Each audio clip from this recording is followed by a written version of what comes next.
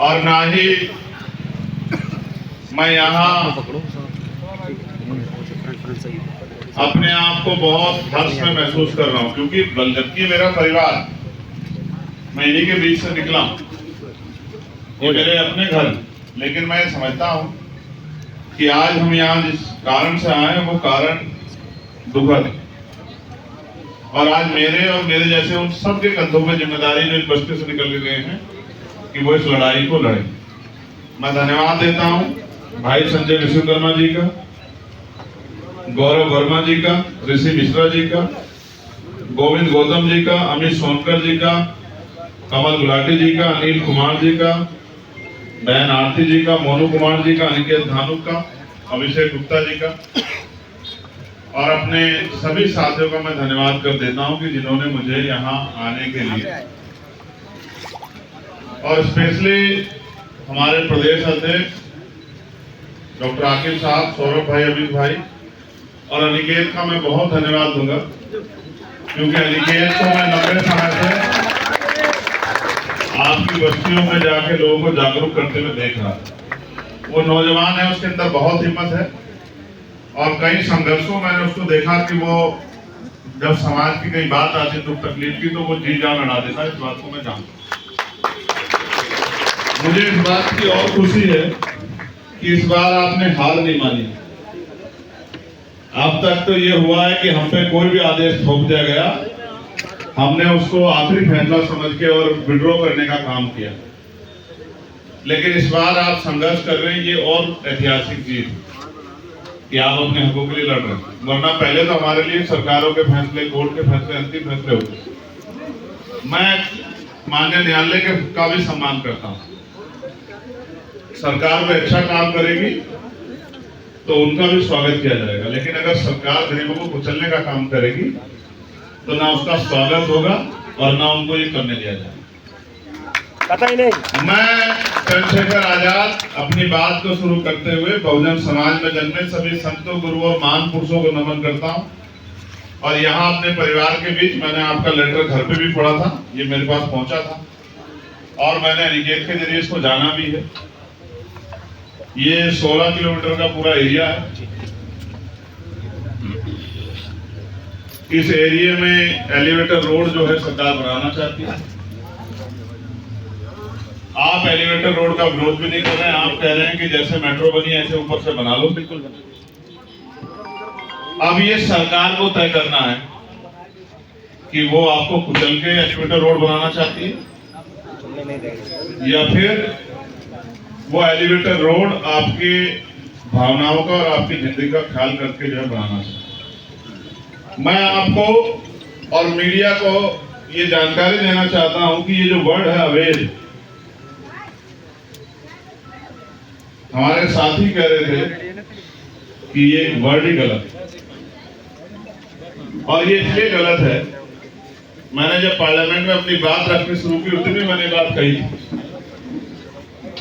कि जब 14 अगस्त 1947 को हम लोग इस देश में अंग्रेजों के अधीन थे और 15 अगस्त को आजाद हुए, तो धन धरती राजपाट में बंटवारा नहीं। धन धरती राजपाट में बंटवारा ना होने से यह हुआ कि आजादी से पहले जिसके पास 1 बीघा जमीन थी, आजादी के बाद अगले दिन भी उसके पास 1 ही बीघा जमीन, और जिसके पास जमीन नहीं थी उसके पास नहीं। जिसकी जेब में 100 रुपए थे आजादी से पहले, आजादी के बाद 100 रुपए थे, 1000 नहीं हुए, 10,000 नहीं हुए, लाख नहीं हुए। जिसके पास मकान नहीं था आजादी के बाद, ऐसा नहीं कि अगले दिन मकान बनके खड़ा हो गया।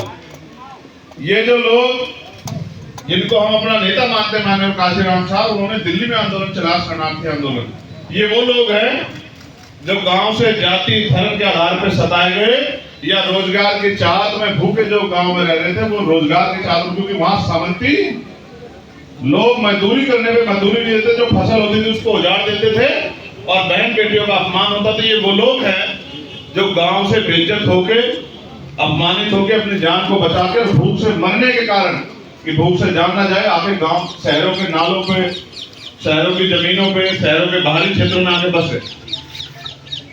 अब ये जो पूरी लोकतांत्रिक व्यवस्था ये इसीलिए तैयार हुई थी कि जो हाशिए पे लोग हैं, व्यवस्था के कारण जो व्यवस्था भारत में थी उस व्यवस्था का जो हासिल है उनको भी इज्जत सम्मान का जीवन मिले।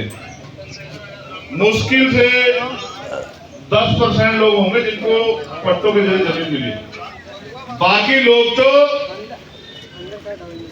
ऐसे ही हैंड टू माउथ अपने जीवन को जी रहे।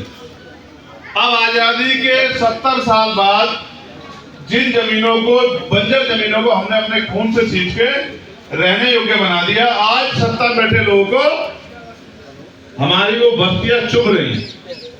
जैसे चेहरे पर काला तिल चुभता है ना, ऐसे आज हम इनकी आंखों में चुभ रहे हैं। इनको लगता है कि ये हमें गंदगी मानते हैं, हमें कीड़े मकोड़े मानते हैं, कि इनको गांव यहाँ से शहरों से निकाल कर फेंक दो, क्योंकि ये शहर जो है अमीरों के लिए, पैसे वालों के लिए, पूंजीपतियों के लिए, व्यापारियों के लिए, उद्योगपतियों के लिए बने, इसलिए हमें यहाँ से निकालना चाहते हैं। कोई एलिवेटर और कुछ नहीं है। अगर ये एलिवेटर बनना है तो फोर्थ कॉलोनी से बनाओ। क्या जरूरत है एलिवेटर यहाँ से बनाने की? सारे मॉल हमारे यहाँ बनेंगे, एलिवेटर हमारे यहाँ बनेंगे, तमाम जो है सारे विकास के नाम पे हमें जो है जमीन दर्ज करने की हमारे देश में तैयारी हो रही है। यहाँ नहीं हो रहा है, ये पूरे देश में हो रहा है। जहां जहां पूंजीपतियों की नजर है, क्योंकि देश की सत्ता कॉर्पोरेट सेक्टर की गुलाम, पूंजीपतियों की, उद्योगपतियों की गुलाम है। वो पैसा लेती है उनसे, सत्ता और स्टेट की और सेंटर की वो पैसा लेती है, और उस पैसे के कारण जो पैसा अपनी जेब में डालती है वो फिर मजबूरी में उन सत्ताधारी, उन पूंजीपति, उद्योगपति लोगों के कहे से काम करती। नेट नहीं चल रहा है और इसी के कारण हमें कुछ ला जा रहा। अभी आपने देखा अंबानी साहब के यहाँ शादी थी, और हमारे विपक्ष के बहुत सारे साथी सुबह शाम अंबानी जी को बहुत गाली बकते हैं। हम तो गाली नहीं बकते, हम तो ये कहते हैं कि पूंजीवाद देश के लिए खतरनाक है। अगर चंद लोग अमीर हो जाएंगे तो ये जो खाई है, गरीबी अमीरी इतनी बढ़ जाएगी कि गरीब खाने के लिए रोटी का मोहताज हो जाएगा, या अमीर के लिए आगे मजबूर हो जाएगा। तो जो विपक्ष के हमारे साथी हैं, जिनको आप लेटर में लिखे हुए, सबको दिए नहीं दिए? अब आप ये महसूस करो, वो सब गए भाई उनके यहाँ, उनके स्वागत में, उनके सम्मान में। और हम तो भैया देखो, हम फिर गए आपसे, और हम किसी को बुरा नहीं कह रहे हैं, आपके कर्म बता देंगे कि वो कैसे हैं। अब आप महसूस करके देखो कि आपने सबको नोटिस दिया, और ये आप बताओ, इससे बढ़कर कुछ है आपके लिए? मकानों से बढ़कर बताओ, कुछ नहीं है। और अगर ये मकान चले गए तो क्या होगा? कुछ नहीं। आपका रोजगार चला गया तो क्या होगा? कहाँ जाओगे? तो जब आपकी बर्बादी पे उनका एक शब्द नहीं निकल रहा, लखनऊ में रहते हुए आपकी बस्ती तक नहीं पहुंच पा रहे, तो कितने आपके हमदर्द हैं? आप देखिए, कुछ छिपा हुआ नहीं है, बिल्कुल खरी वो कितने आपके हमदर्द हैं, कितना उनको आपसे प्यार है, वो कितना आपको चाहते हैं, कितना आपके लिए कर सकते हैं, सब कुछ सामने है। मैं आपको विश्वास दिलाता हूँ